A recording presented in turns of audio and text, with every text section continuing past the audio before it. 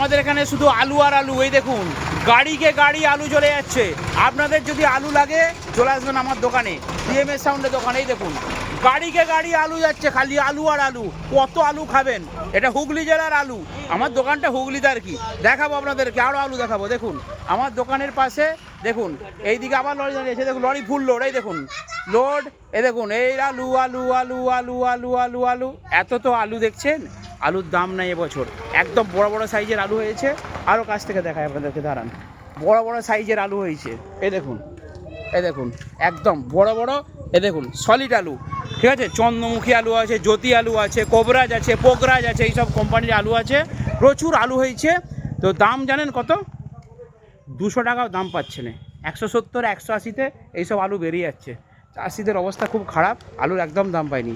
যদি আলুর দরকার হয় চলে আসুন আমার দোকানে, আলু পেয়ে যাবেন। জলের দামে আলু চলছে।